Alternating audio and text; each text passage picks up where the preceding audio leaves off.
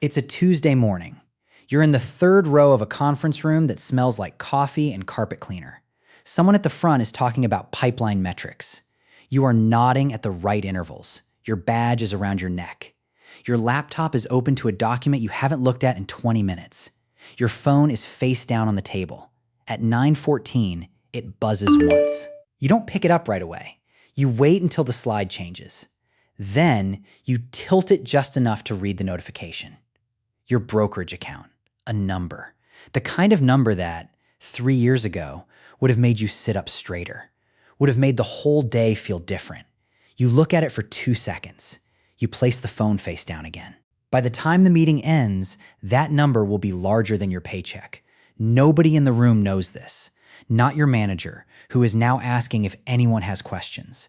Not the woman beside you, who is quietly calculating whether she can afford to take Friday off. Not the guy across the table who just bought a new watch and mentioned it twice before 9 o'clock. You have the same badge as all of them. You answer the same emails. You sit in the same chairs. But the thing keeping your life running no longer lives in this building. This is not the story of someone who got lucky. This is not about inheritance or a startup exit or a salary that solved everything. This is the story of what happens when ordinary income, invested consistently, over enough time, finally crosses the line, and what that crossing actually feels like from the inside. Because it does not feel the way you imagined. You are 24. Your first real job pays $41,000. After taxes, after the health insurance, you barely understand. After the retirement contribution your HR rep told you to set up, and you did without knowing why, your direct deposit is $1,240 every 2 weeks. It feels like money for about 5 days. Then rent takes $875. The electric bill takes $94. The student loan takes $187. Groceries take whatever is left if you are careful, and more than that if you are human. By the second Friday, the account is thin again, not empty, just thin.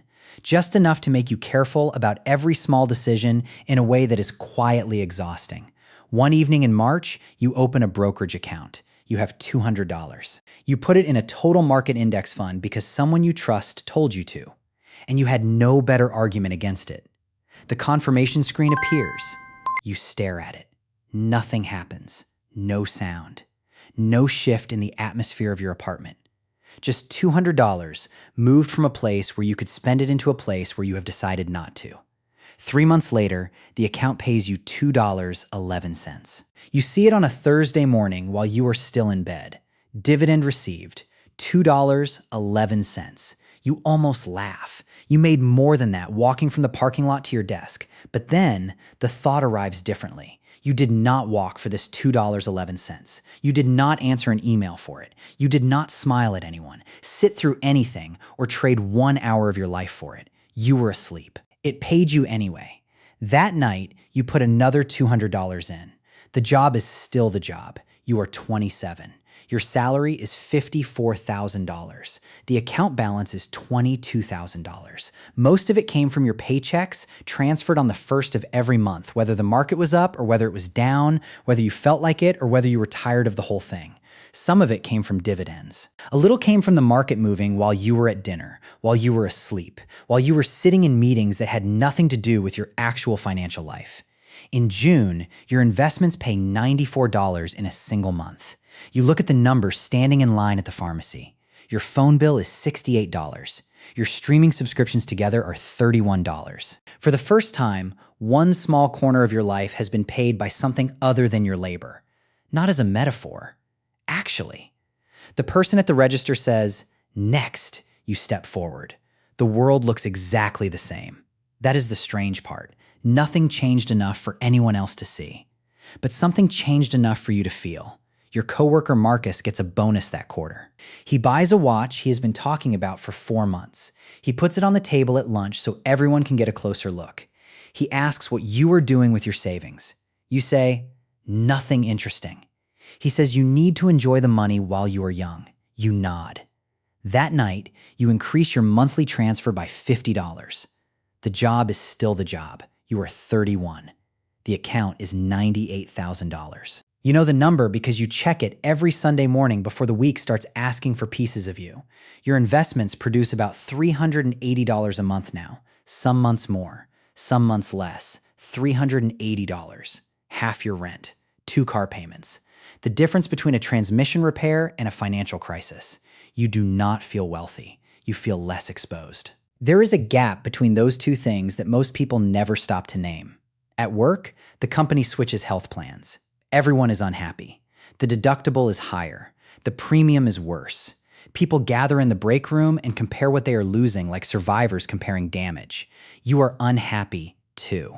But underneath the unhappiness is something you do not say out loud. If this job ended tomorrow, you would not end with it. Not immediately. Not anymore. That thought makes you uncomfortable. It feels disloyal to think it. Like you are holding something back from a system that was built on your full participation. The job is still the job. You are 34. Salary $74,000. Portfolio $198,000. The market has been reasonable. You have been consistent. Consistent is beginning to look like the only strategy that actually works when you zoom out far enough to see it clearly. In February, a quarterly distribution lands, $1,614. You stare at it at your kitchen table before work. Your coffee is getting cold. You are doing the math slowly, the way you do when the number matters. Your paycheck the next day will be $2,106. The machine you built in the background now produces, in 3 months, almost what the company pays you in 4 weeks. You expect something dramatic to happen inside you. It does not. What arrives instead is a quiet recalibration, like something you had been holding at an angle for years, finally settling into its actual position. The job is not magic. It is one income stream. Loud, structured, socially legible. Important. But not the only thing. Not anymore. That morning, Marcus pulls into the lot in a new car. People drift over. They ask about the range and the technology and the payment. Marcus looks comfortable under the attention. You sit in your 7-year-old car and watch for a moment longer than you need to. Then you drive to work. Your account buys another share while you walk across the parking lot. The job is still the job. You are 37. This is the year the story gets complicated. The market falls in January, then again in March. By April, your portfolio is down $67,000 from its peak.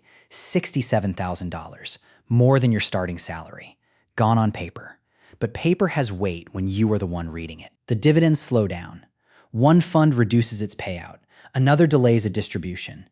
The number you had started to trust begins behaving like something alive. And living things can disappoint you. Marcus hears people talking about the market at lunch and shakes his head.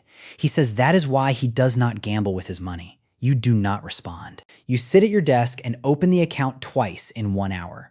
Not to do anything. Just to look at the damage, as if watching it will give you some kind of control over it. That night, you do not sleep well. You think about all the things you did not spend money on, the trips you passed on, the apartment you stayed in longer than you wanted, the car with the noise you still have not fixed. For the first time in years, the doubt comes back fully formed. Maybe you were just wrong. Maybe the whole thing only worked because the market cooperated.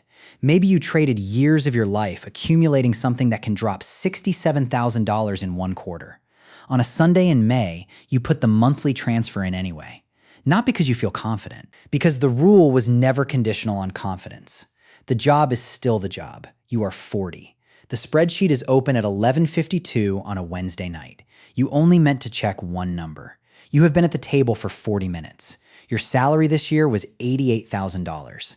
After taxes and insurance and everything the pay stub removes before you see it, less.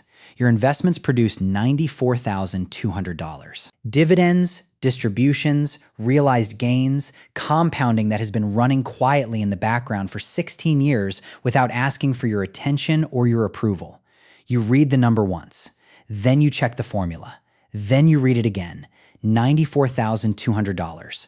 For the first time in your life, the machine you built made more than the job paid you to show up.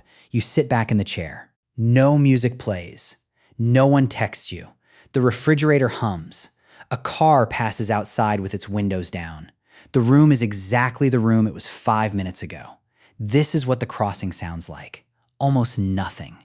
The next morning, your alarm goes off at 6:20. You shower. You put on the kind of shirt you always wear. You drive to work. At 10:15, your manager asks if you can handle an additional account while someone is out. For 15 years, yes lived in your mouth before the question finished. This time, it takes 4 seconds. Not because you are angry, not because you plan to leave, because for the first time, you are measuring something different before you answer. You say, yes. But the yes comes from a different place than it used to. The job is still the job. You are choosing it now. And that is the part nobody told you about. People imagine this moment wrong. They imagine a resignation letter, a final walk through the parking lot, a dramatic exhale of freedom. That is a story people tell because their job still owns the fear. Real freedom is quieter. Real freedom is sitting in the same Tuesday meeting and noticing that the room has lost its gravity. The calendar invites still arrive. The performance review still comes. The quarterly priorities still get explained by someone standing at the front with a slide.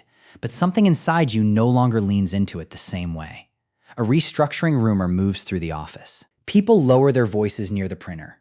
You hear the specific quality of fear in how they talk, because you remember when that fear lived in you, when a rumor like this one would have kept you up, would have changed how you answered emails for a week. You feel something close to compassion, not superiority. That is not what this is. Just the particular tenderness of someone who has been in a place and left it. At lunch, Marcus says he needs a raise. He says everything costs more. The mortgage, the 2 car payments, the weekend trips, the life that looks exactly right from a certain distance. He asks if you are worried about the restructuring. You say, a little. It is the kindest, honest answer you have. He nods like you are both in the same room. You are not. The building is still the building. But one of you needs it to hold. It is Tuesday again, the conference room again, the slide deck, the pipeline metrics, the badge around your neck. Your phone buzzes once under the table. You already know what it is. You already know the number will be larger than your paycheck. You already know that no one in this room knows that about you. You look at the notification for 2 seconds. You place the phone face down. Not because the number doesn't matter, because you no longer need it to rescue you from the room you're sitting in. For years, you thought the goal was to stop working, to get out, to reach the number that meant the job could no longer touch you. That was not the goal. That was just the fear talking, wearing the costume of a plan. The actual goal was simpler and harder to name, to stop needing work to decide what you were worth.